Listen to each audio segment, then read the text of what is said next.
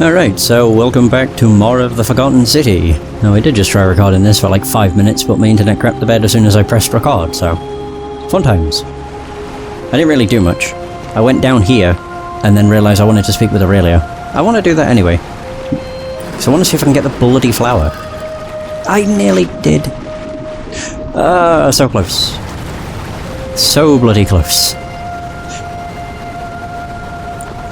On the plus side, I think it...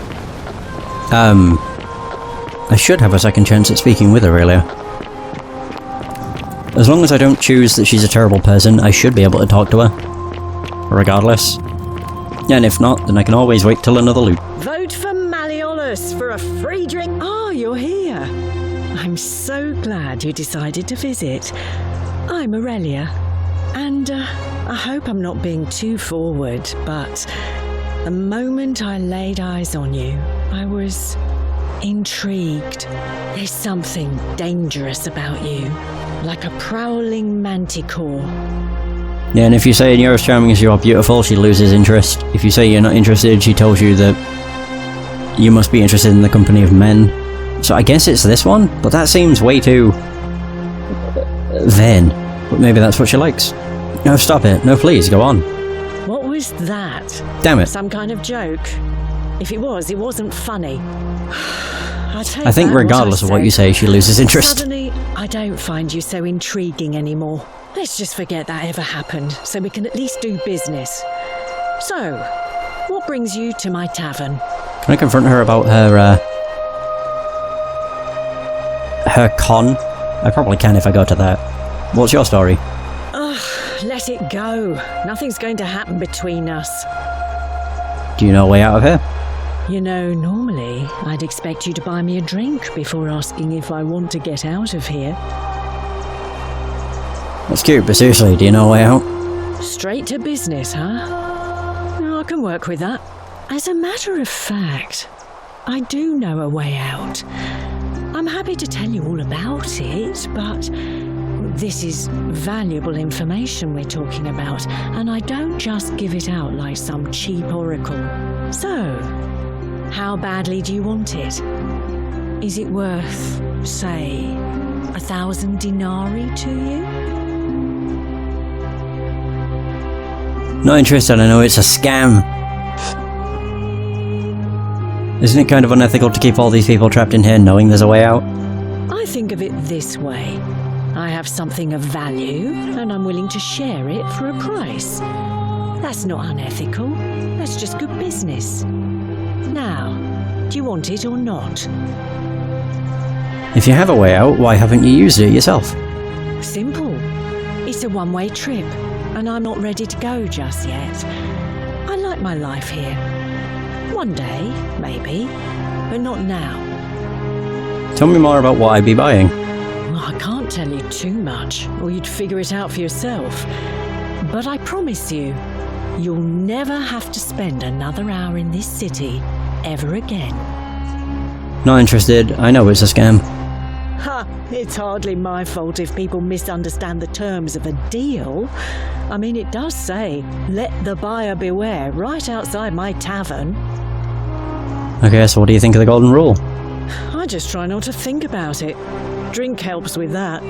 As the saying goes, to drink is human, so we drink. Heard any interesting gossip? Certainly. For 10 denarii. Hey, I have something I can spend my money on. Have you met Livia? She used to do my hair, until one day she just snapped. This place has that effect on people. Now she just stands around, caked in filth, muttering nonsense to herself. It's a real shame. Now I have to do my own hair. Here's another 10 denarii. I hear that if Malleolus is elected, he's gonna throw a small festival to celebrate, with entertainment and everything. Can't wait to find out what it is. There used to be a midwife here, Naevia, but this place drove her mad as a Maenad. Said she could hear the statues whispering to her. Can you imagine? Fortunately for us, she locked herself in the palace weeks ago and hasn't been seen since. Good riddance, I say. Okay, what else? Scintilla, the magistrate's youngest daughter, went missing a few weeks ago, right out from under Daddy's nose.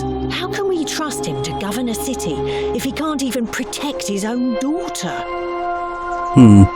I heard Dacius has been offering a lot of money for a bow. Of course, Sentius banned all weapons in the city, so I can't help but wonder what he's up to. Have you seen the way Rufius walks around staring at all the statues? He says he's afraid they're going to spring to life. He's onto something. But then, why does he have a collection of them in his room? Oh, that is a bit weird. Whatever you like. That's everything. Bye-bye. All right, see ya. There we go. Cerberus lifts his triple head. I may actually do finish the lead. Oh no, finish the common thread. I forgot that actually is a goal. All you do is help. You help too much. Which is the issue. We don't need the bottle of wine anymore. The bottle of wine is only used for talking Claudia around, basically. And finding out Malleolus's real identity. Which we've done, and we now just leave that to Galerius. Speaking of Galerius, isn't there a chest in here?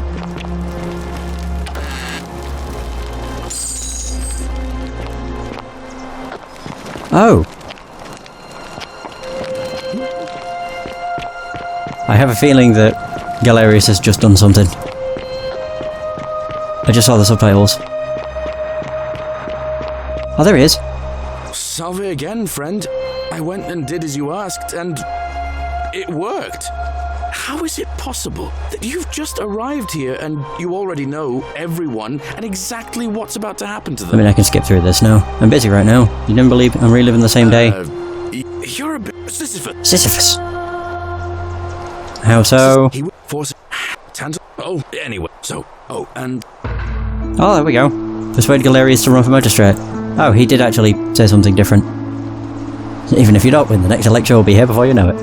And I'm running for magistrate, feeling kind of nervous, but I'm hoping it'll all be worth it when I order Dooley's release. I just hope I'll have the votes I need. I have a feeling you'll do great. Oh, that's kind of you to say. Now, I'm going to keep your secret. Although, it's not as if I'll remember this next time we talk anyway, right? Oh, and if our conversation... There we go. So... Salve again, my Sisyphean friend. Now, what's on your mind? No. Alright. There is a quest that he has, but I can't do it yet. Where'd Equitia? There she is. Isn't the great temple majestic?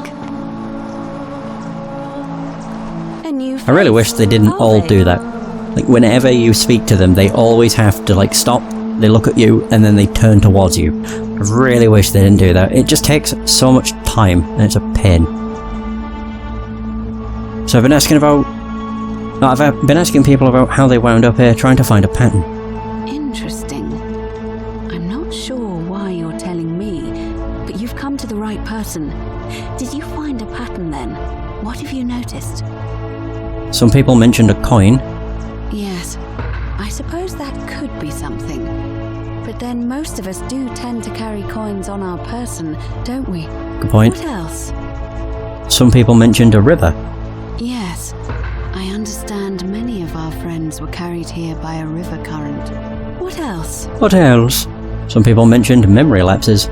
That's true. I know I wasn't entirely sure how I wound up here. It's as I feared. I think I understand what poor Livia has been going through. Let me ask you this. Did you happen to encounter a stranger in the forest before you arrived here? Mm-hmm. I did. A young woman. And did you happen to catch her name? Karen. I see. And was this Karen, by any chance, wearing a hood? She was wearing a hoodie. How could you have known that? Because I've seen her before. There's something I think you should see. I think you'd better follow me to the baths. Alright, I'll meet you in the baths. But don't follow too closely. We can't have people thinking we're bathing together. Oh. Stop. There we go, I'll follow her now. I like that. The fact they made that a feature is really nice. You can just press a button and you'll follow them. At the same kind of pace, although I can sprint. I didn't realise. But no, you essentially follow the exact path that they take. The best part about it is you don't even need to worry about walking, you can just kind of like... You basically become... a camera on wheels, essentially. He listens with their ears. Wait, who does? We've not been in the baths before, I just realised. This is where we came into the game. It's very pretty. Very pretty. Oh damn. Oh god. That didn't work. Hey, how's Wrath? How's it going? I do apologise if the story doesn't make much sense, but I am on like loop 6 at this point, and I've figured out most of the stuff.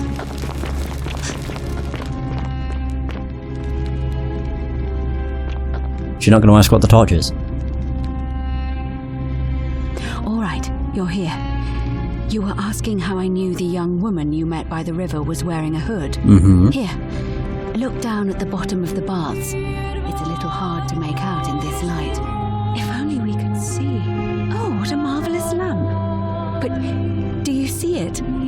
Somebody waking up by a river in a forest to find a hooded figure with a coin. Yep. It's just as you described it, only your pronunciation is a little off. The name you heard wasn't Karen. It was C-H-A-R-O-N, as in Charon, the ferryman of the dead. Yep. Charon, who in exchange for the right coin, helps the souls of the newly deceased cross the Styx, the river that separates the land of the living from the land of the dead. When I dragged you out of the river, I thought you were never gonna wake up. I checked your pockets for ID, but all I found was some loose change. Feels like I've spent my whole life in a dead-end job with an endless commute. Sorry if I sounded cagey, it's just that I don't always get the best reactions when I introduce myself. My name's Karen. There are a bunch of old stories about the gods punishing people by making them do the same futile task over and over. But on the bright side, at least you're not stuck in the underworld like they all were. Oh. I'm so sorry, my friend.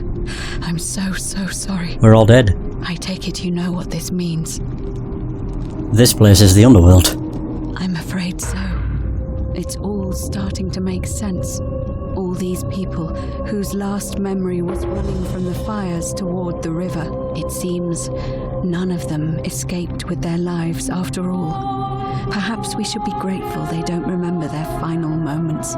It also tells us that the Golden Rule is the work of Pluto, the god of the underworld, and why his epithet has always been Father of Riches. I know it's a lot to take in, and you look as if you have questions, so I'll try to answer them if I can. So we're dead? That was my first thought too. In the old stories, the underworld was where the souls of the deceased were taken. But it was also possible for the living to reach it without dying, if they were particularly fearless. So I'm afraid I don't know. I mean, to be fair, the last moments most of the characters seem to have was that Rome was on fire and they were fleeing. And then they got knocked unconscious. So what can you tell me about Karen? Oh, I'm sorry. I keep forgetting you're not from here. If you were Roman, or even Greek, you would know these stories. Each of them is slightly different, whether the storyteller was Plato, Homer, Virgil, or Ovid. But they always involved the souls of the dead meeting a grim ferryman named Charon on the bank of a river. It was said that he'd helped the new arrival cross, only if they could pay him with a coin, an obol. That's why it was once our custom to bury our loved ones with a coin in their mouths. Charon's obol, we called it. Of course, an obol was a kind of Greek coin, because we inherited this knowledge from the Greeks. The only difference is that they spelled it with a kappa, which I suppose means K-H-A-R-O-N is closer to the original spelling. Not expected to hear that word in this game. Jesus. Why didn't you all recognize Karen immediately?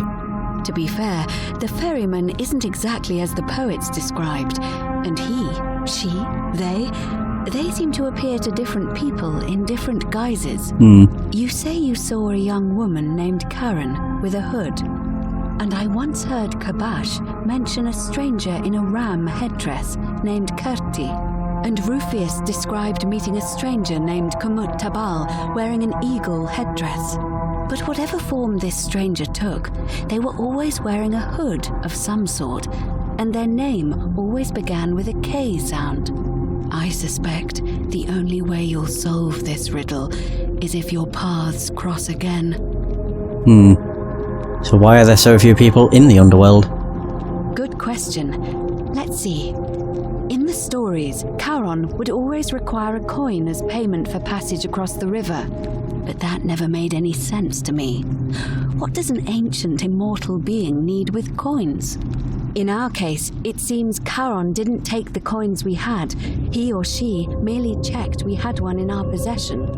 So, maybe there's something special about the coins each of us had on us. That might explain why we wound up here, but so many others did not. To be fair, the coins were pretty magical. They changed your gender. If you flipped it to the side with a woman, your hands changed to be dainty like a woman's, and if you flipped it back to be a man's, they bulked up. It was a clever way of doing the character creation. Although to be fair, the character creation is literally what's your sex and skin tone, and that's basically it. So were you trying to keep this from me? No. I mean, I had my suspicions, especially after Livia's ramblings, but I would never have figured it out without your help, I promise you. Okay, that's everything I had to ask. Now that we know where we are, we have to figure out what to do about it, if we don't want to be cast into gold for eternity. Yeah, about that. We don't have much to go on, except the old stories. I remember 4 in particular about heroes in the underworld. Hercules, the demigod and son of Jupiter, Orpheus, a Thracian poet, Sisyphus, a king of Ephyra, and Aeneas, a Trojan hero.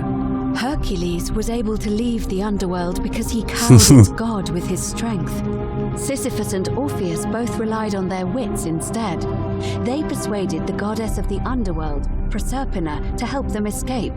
And finally, Aeneas was able to escape with the help of a spirit guide, who led him through a secret gate. So it seems you have 2 options: to confront the god of the underworld head-on, or find a way to escape with the help of Proserpina or some other guide. Can we escape the way we came in? Yeah, to be fair, if you didn't know this was a mod to begin with, like a Skyrim mod, you probably wouldn't have been able to tell. To be honest, because it doesn't play like a Skyrim or like an Elder Scrolls game. Obviously, because it was made standalone. I'm really impressed with the game. It might not be the longest game in existence, but it's definitely different. It's a game that focuses more on story than it does on like, combat and action. There's one specific point in the game where it is action-oriented, but you don't even need to do that. I don't believe, anyway. So can't we just escape the way we came in? It's a reasonable question, but the problem is, this place is fairly well designed to keep us here. There's no way to climb up the shaft. And even if you could build a ladder big enough, just trying it would break the golden rule. We know that, thanks to the writings left behind by those who've tried. Oh, I might be able to read that graffiti on the way in. So I've noticed you seem uncomfortable calling the god of the underworld by his name. Why is that? All Romans try to avoid saying it, and the reason is quite simple. He might hear us. You may refer to him as Pluto, if you wish, but you'll only be calling attention to yourself. Do so at your own peril. Alright. So we're more about confronting Pluto head-on. Shh! Is everyone so blunt where you're from? You just said I could! That option would be the boldest, but also the only way to learn the truth about the Golden Rule, and maybe even put an end to it. As I said, Hercules managed to overpower the god of the underworld, but he was a demigod. Forgive my candor, but you are no Hercules. I'm from 2,000 years in the future. Have you seen what I'm wearing? I'm wearing jeans. I have a few tricks up my sleeve. Hercules couldn't manipulate time or turn organic matter into gold. Are you telling me that you can? Yes. I won't pretend to understand exactly what that means, but if that's true, then perhaps you stand a chance. So, if you want to confront him, I'll help you as much as I can. Who knows? Perhaps your name will be uttered in the same sentence as Hercules one day. But first, you'd need an audience with you-know-who, and for that, you'll need to enter the great temple overlooking the city. The problem is, the door has been sealed shut for as long as I've lived here, and there doesn't even seem to be a keyhole. I suspect the answer lies in the desecrated obelisk in front of it. I'm not sure if you noticed, but there are 4 plaques missing from its base. It looks as though somebody, or a series of somebodies, forcibly removed them, and in doing so, dishonored and angered our divine keeper. If you could recover and replace all 4 of those missing plaques, I imagine he might be willing to receive an audience again. What can you tell me about the obelisk? It's the towering stone monument with 4 sides and a pyramid-shaped head that stands before the great temple, a dedication to the god of this place. You'll find them all over Rome, but of course they were looted from Egypt many years ago. It seems one of them made its way here too, although how is a mystery. However, this one is unusual in that each of the 4 sides is decorated in a different style: Roman, Greek, Egyptian, and another I don't recognize. That means you'll need to recover 4 different plaques: Roman, Greek, Egyptian, and a 4th, a mystery plaque. Ooh. A Herculean task. Okay, so where would I find the Roman plaque? Good question. To answer that, we first need to ask who would have defaced the obelisk in the first place. It would have had the god's name engraved into it, so it may be that whoever desecrated it wanted that name to be forgotten. And there's only one group of people I know of who might want to do that. There's a cult in Rome that often argued there is only one true god. Theirs, of course. They've been known to start fires, Christians, as well as deface religious monuments whose existence challenged their beliefs. That's why it popped up with Malleolus and Octavia. Looking for them. Of course, they've all been in hiding since the fire last year, so finding them won't be easy. But I did hear a rumor they have a secret shrine somewhere in the city. Perhaps, if you could find that, you might be able to recover the Roman plaque. Where would I find the Greek plaque? I don't know. But perhaps you should begin your search with the local Greek fellow, Georgius. His store is in the forum. Alright. Where would I find the Egyptian plaque? Perhaps Kabash, our Egyptian resident, will be able to tell us. Unfortunately, he disappeared weeks ago. Oh, great. But I did hear Aurelia is peddling rumors about him at the tavern, so perhaps you could talk to her, or just take a look in his room. Where would I find the mystery plaque? I don't know, it's a mystery. I'm afraid you're on your own with that one. But perhaps finding the other 3 will illuminate the way. Maybe. Let's talk about something else. Tell me more about escaping with the help of Proserpina or a guide.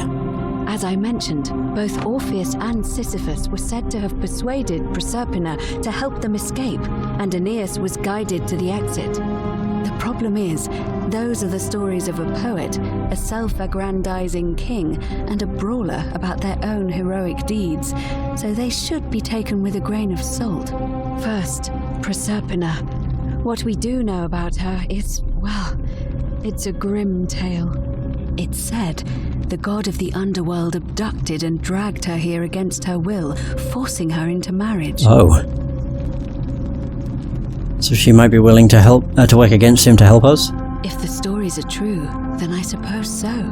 The problem is, how do we communicate with her without being noticed by her captor? The statues. Keeping that aside for a moment, there is also the possibility of a spirit guide. I don't suppose you've come across one of those in your travels? I hear the female statues, they're not even female, I don't think. I'm pretty sure it's any statue. So I hear the female statues whispering to me every now and then. True You never asked. Then again, I suppose you were worried I'd think you were as mad as Navia. Can you tell me more? Is it the same voice? What kinds of thing does it say? It says too much and gives away the answers to puzzles way too bloody soon. It's always the same voice and she's helpful. Debatable. If a little cryptic. Not cryptic enough. Fascinating. Perhaps she's a benevolent spirit. Or perhaps... Perhaps you're hearing the voice of Proserpina herself. If she has indeed been abducted, it would make sense for her to speak in cryptic whispers to avoid detection. Tell me, has she told you anything that might lead you to the way out? Oh, perhaps. She said wade against the current and her tears run through the city, and she weeps where the water flows. That is strange. There are no rivers here. Let me think on that. I was really hoping you could tell me what it meant. Well, as far as I can tell, water flows into the city from an aqueduct into one of two cisterns, the upper cistern. If that's the current she's talking about, then perhaps you need to get into the upper cistern somehow. I vaguely recall wondering what was in there, but the door at the back of the great temple is locked up tight. You might be able to get a key from the magistrate. But if that doesn't work, perhaps you can find another way in. Dooley has a key. Let me know if you find anything in there. Alright, I'm ready to get started. Alright. I would suggest not discussing this with anyone. The best we can do for them is to let them remain oblivious for as long as possible. As for Livia, it seems she's been shouldering the weight of this terrible secret all this time. Perhaps it would comfort her to know she's not alone. Yeah, perhaps it'll comfort her that that we're dead. Yeah, that sounds great. I'll have a chat with Livia first. In any case, time is of the essence, so you'd best begin. May Fortuna guide you. Although you may not need her with Proserpina on your side. Just seems quite funny, really. Just go up to Livia all cheery. Like, don't worry, Livia. I know what's ailing you. We're dead. You can stop worrying now. You don't need to worry anyway if you're dead. Always remember... The great temple majestic. Okay. Always remember they are watching. I'm assuming that means the statues. I really do not like the fact they do look at you. Gah! Gah, I hate it. It reminds me of the weeping... Oh god, what the hell are they called? Oh, weeping angels. I was going to call them weeping willows for some reason. So the many shall suffer for the sins of the one. There it is. Yeah, it reminds me of those, but they're less creepy because all they do is look at you. They don't, like, sneak up on you. I don't know. Anything like that, I always do not like. When it's an enemy that stalks you, but only when you're not looking.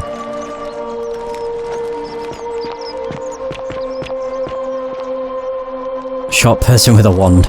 Yeah. I'm trying to think of other games that have utilised that kind of thing. I know Condemned had a scene to do with that, and it was horrible. Although it wasn't really statues, it was mannequins. I think the worst part with that was the lights went out in the game, and then when they came back on, you were surrounded by mannequins. I won't actually say that I'm scared of mannequins, because that makes no sense, but they definitely creep me out in horror games, which is usually where they're used. It's because they look vaguely people-like. And in the darkness, it's hard to tell if it's a person looking at you or someone else. Played one recently that did that too. Wooden carving. Wooden carving of the symbol of a fish carved into it. It looks like it might be religious in nature. Souls-like, but way simplified. Played one recently that did that too. I'm trying to think. Ashes. Oh god, I don't remember. Ashes of something?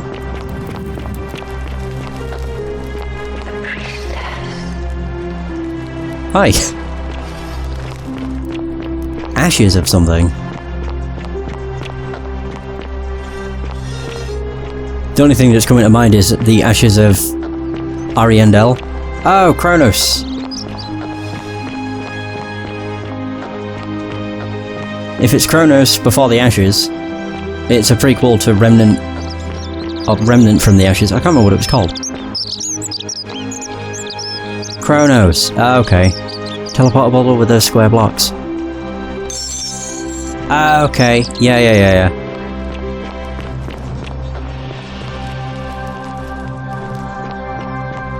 Yeah, it was a Souls-like with a very simplified Souls-like.